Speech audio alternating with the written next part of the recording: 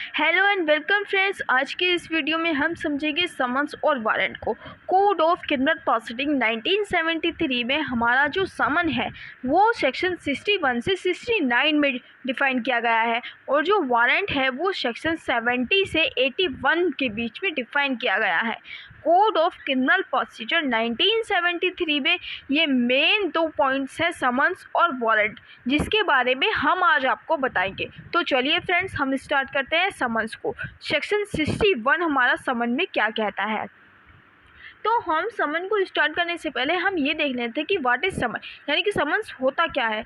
Summons एक वह प्रक्रिया होती है जो कोर्ट द्वारा किसी पक्षकार को बुलाने के लिए दी जाती है। किसी पक्षकार को बुलाने के लिए उसको भेजा जाता है, उसे समन द्वारा उसे बुलाया जाता है। एक नोटिस होता है, ये प्रकार का एक नोटिस होता है जिसके द्वारा हम पक्षकार को बुला सकते हैं और उससे ये कहा जाता है कि वो अपना पक्ष रखे आगे, या समन द्वारा अगर उसके पास कोई चीज़ है वो भी हम बुला सकते हैं, वो भी हम मंगवा सकते हैं समन द्वारा।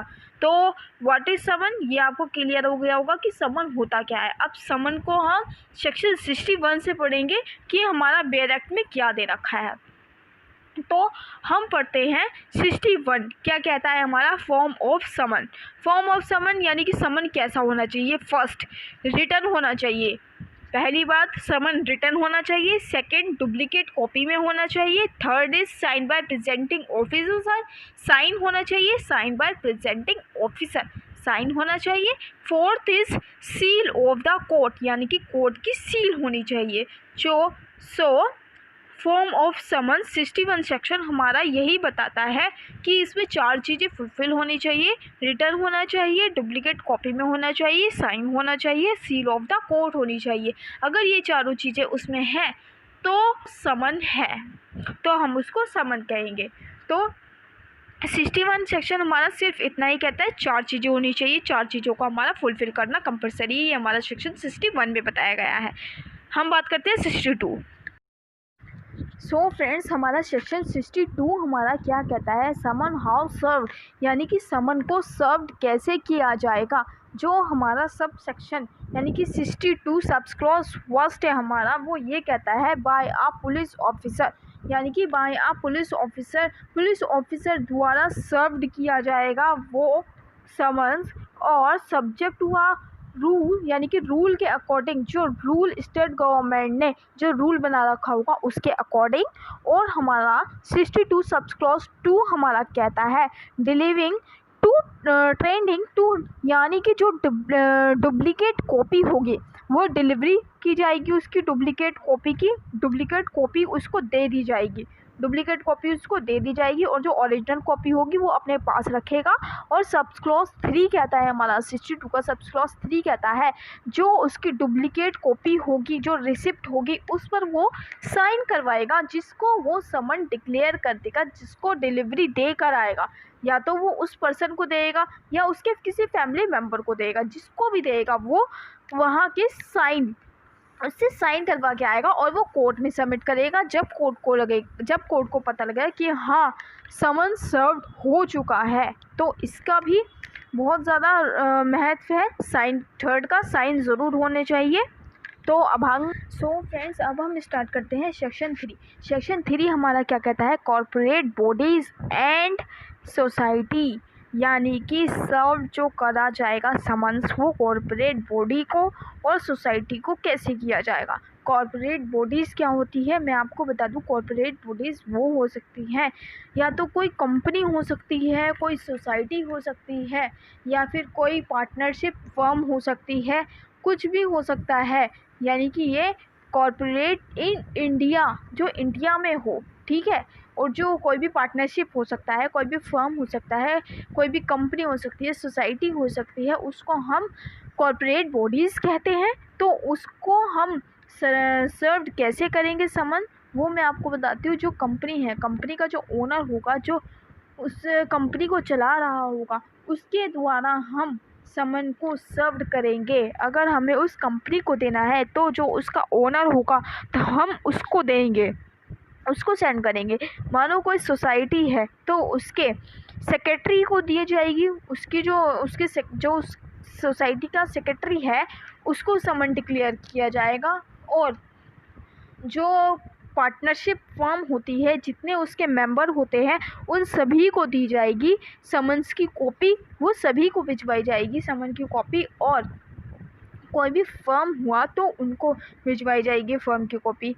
जो मतलब समन इसी में यही बताया गया है, कोई भी कॉर्पोरेट बॉडी हो या सोसाइटी हो, अगर सोसाइटी होगी तो उसके सेक्रेटरी द्वारा दी जाएगी, अगर कोई कॉर्पोरेट बॉडी जैसे कंपनी हुई तो उसके मालिक द्वारा, उसके ओनर द्वारा और सभी को डिक्लेयर करी जाएगी, और अगर कोई पार्टनरशिप फर्म हुआ तो उसके जितने भी मेंबर्स होंगे वो सभी को डिक्लेयर किया जाएगा। अब हम पढ़ते हैं, आगे बढ़ते हैं, सेक्शन 64।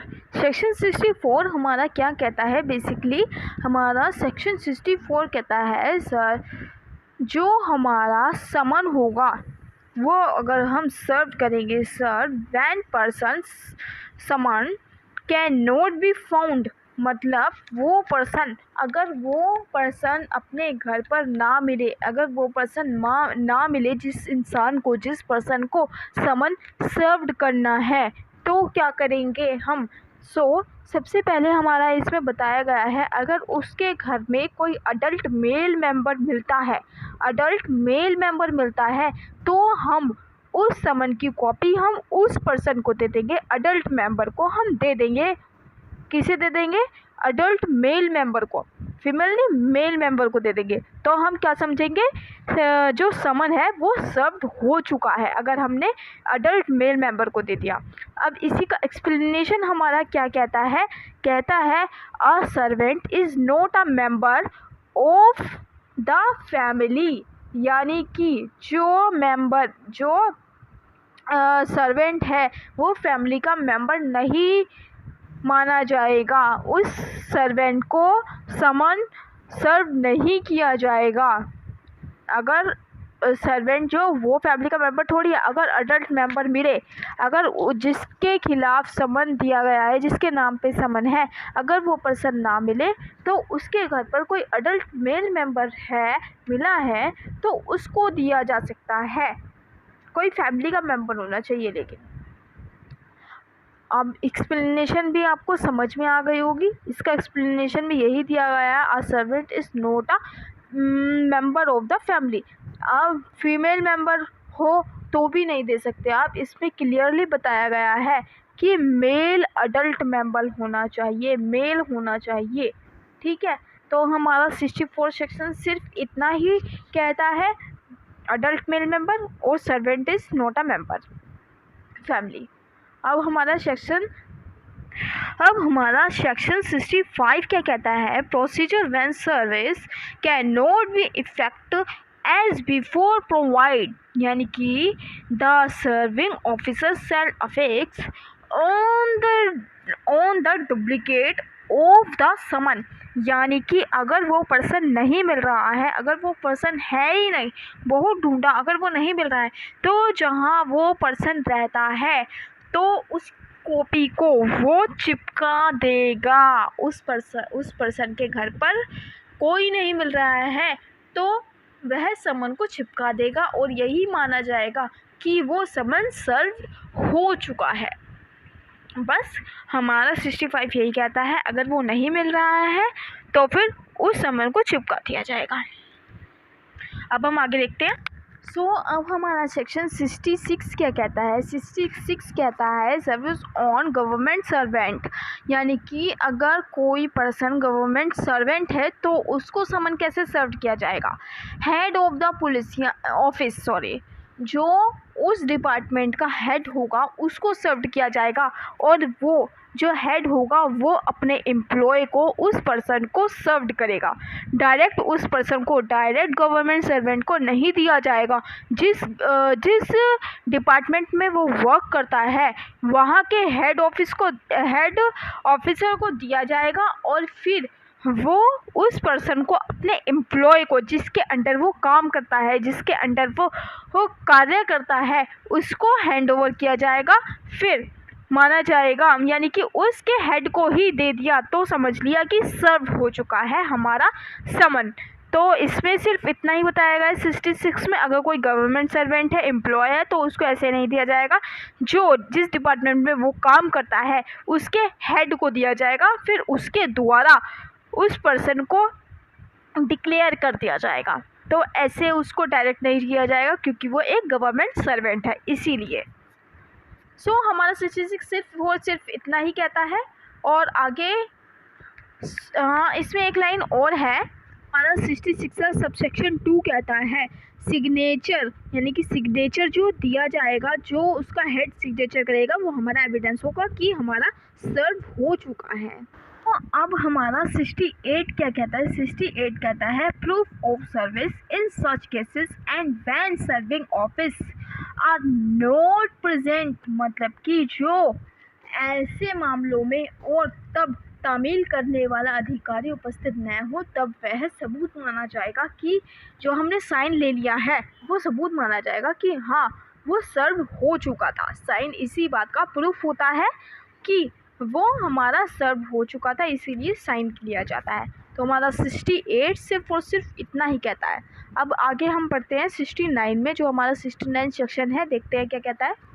हमारा 69 सेक्शन क्या कहता है? 69 हमारा सेक्शन यही कहता है service of summons on witness by post, मतलब कि अगर किसी विटनेस को बुलाना है, अगर किसी विटनेस को बुलाना है तो समन को पोस्ट द्वारा भी बुलाया जा सकता है। समन को किसी पुलिस ऑफिसर द्वारा सर्व ना करके बाय पोस्ट भी विटनेस को बुलाया जा सकता है। अब इसका सबसेक्शन 2 क्या कहता है वो भी बता देते हैं। सबसेक्शन 2 हमारा बताता है, सबसेक्शन 2 हमारा कहता है मानो उस विटनेस को बुलाने का पर्पस है कि उसके पास कुछ सामान है जो हमें मंगवाना है, कुछ पेपर्स है, कुछ डॉक्यूमेंट है जो हमें बुलाना है।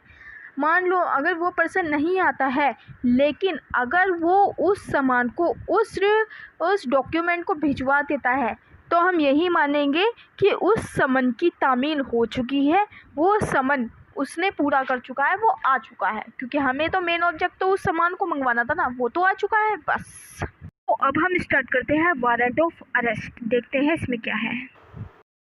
फ्रेंड्स, हमारा सेक्शन 70 कहता है कि फॉर्म ऑफ वारंट, यानी कि वारंट कैसे तैयार होगा। सबसे पहले तो हमारा वारंट जो होता है वो अरेस्ट के लिए होता है। किसी पर्सन को अगर अरेस्ट करना है तो वो उसके लिए वारंट लिखा जाता है।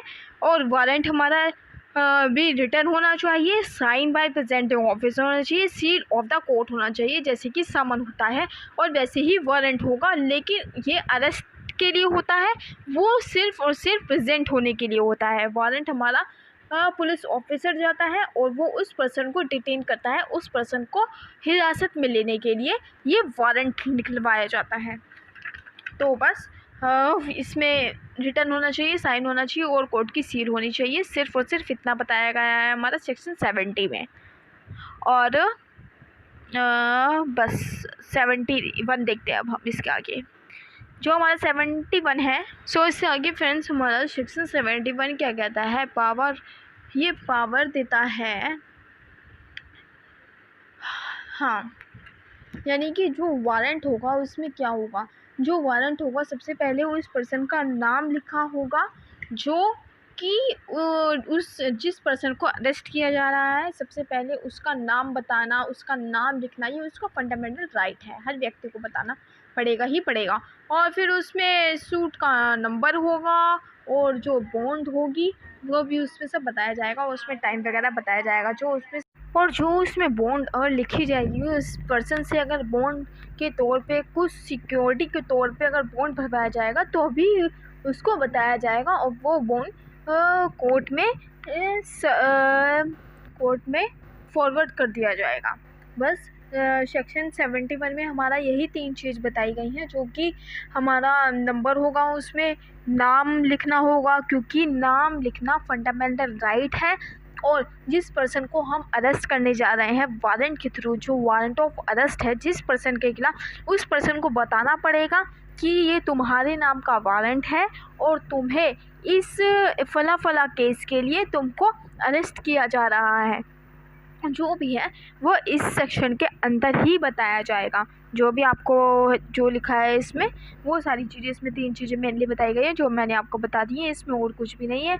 और इसके आगे हमारा आता है सेक्शन 72 जो है वो 71 से ही रिलेट किया जाएगा। जैसे कि अगर कोई पर्सन उसके नाम पर वारंट निकला है, उस सूट का नंबर लिखा है और उसको इशू किया गया है, अगर अमाउंट इशू करी गई है वो, अगर बॉन्ड इशू किया गया है वो, तो फिर उसी के हिसाब से हमारा सेक्शन 72 बताया गया है कि यही बताता है कि उस पर्सन पुलिस जाएगी और उस वारंट के थ्रू उस पर्सन को डिटेन करके लेके आएगी, अरेस्ट करके लेके आएगी। इस सेक्शन में हमारा सिर्फ और सिर्फ इतना ही बताया गया है सेक्शन 72 में। अब हम बात करते हैं सेक्शन 73 की बात करते हैं। सेक्शन 73 हमारा कहता है कि फ्रेंड्स, हमारा सेक्शन 73 सिर्फ इतना कहता है कि वारंट में be declared to any person, यानी कि द चीफ जुडिशियल मजिस्ट्रेट और magistrate in first class non bailable offence में किसी भी पर्सन के खिलाफ वारंट जारी कर सकता है, और जो वो लोकल एरिया में आता हो वो वारंट इशू कर सकता है। जो ऑफेंस नॉन बेलेबल ऑफेंस के अंदर आता हो, जो कि फर्स्ट शेड्यूल में आता हो, और चीफ जुडिशियल मजिस्ट्रेट और मजिस्ट्रेट यही दोनों कर सकते हैं, चीफ जुडिशियल मजिस्ट्रेट और मजिस्ट्रेट इन फर्स्ट क्लास, जो फर्स्ट क्लास का होगा। बस यही फ्रेंड्स। इससे आगे हमारा आता है सेक्शन 74 जो कहता है warrant declared to police officer, यानी कि जिस पुलिस ऑफिसर के द्वारा दिया गया है, मजिस्ट्रेट ने, चीफ जुडिशियल मजिस्ट्रेट ने दिया है, वही ऑफिसर उस पर्सन को अरेस्ट करके लेके आएगा। अब हमारा सेक्शन 75 क्या कहता है, नोटिफिकेशन और सब्सेंटिव ऑफ वारंट, यानी कि पुलिस ऑफिसर और अदर पर्सन, यानी कि सूचना देगा और दिखाना होगा जो उसको नोटिफिकेशन मिलेगी, और वो उसको कोर्ट में दिखानी पड़ेगी। इस सेक्शन में सिर्फ इतना ही बताता है और कुछ भी नहीं है। नोटिफिकेशन है जो वारंट की नोटिफिकेशन बतानी पड़ेगी, और इसमें सिर्फ इतना ही बताया है। ये 2 सेक्शन है, बहुत छोटे सेक्शन है, 74 एंड 75। इसमें कुछ भी नहीं है, सिर्फ 2 चीज़ें बता रखी है नॉर्मली, और जो आपको आई होप दोनों ही चीज़ें समझ में आ गई होगी। पहला है जिस पुलिस ऑफिसर के द्वारा डिक्लेयर किया गया हो वही अरेस्ट करके लेके आएगा। और 75 अगर हाँ ये भी है इसमें, अगर नहीं हो तो वो अपने सपोर्टेड डेट को भी भेज सकता है, लेकिन जो 75 है वो बस जो नोटिफिकेशन।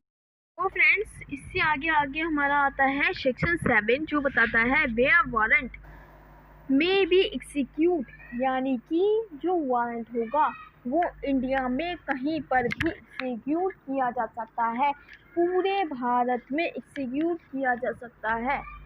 ओके, इसका कोई जुरिडिक्शन नहीं है, पूरे भारत में कहीं पर भी ये लागू किया जा सकता है। ये हमारा यही बताता है ये सेक्शन। जो हमारा सेक्शन 78 है वो हमारा क्या बताता है, सेक्शन 78 हमारा बताता है warrant forwarded for execute outside jurisdiction, मतलब कि जो कोर्ट वारंट इशू करता है अगर उसके जुरिडिक्शन से बाहर आता है वो एरिया, तो क्या करेगा वो मजिस्ट्रेट दूसरे जिस जुरिडिक्शन में भेजना है उस जुरिडिक्शन के मजिस्ट्रेट को वो फॉरवर्ड करेगा, मजिस्ट्रेट को भेजेगा, और फिर मजिस्ट्रेट दूसरे ज़िले का मजिस्ट्रेट अपने ज़िले के जहाँ भेजना चाहता है वहाँ पर वो फॉरवर्ड कर देगा।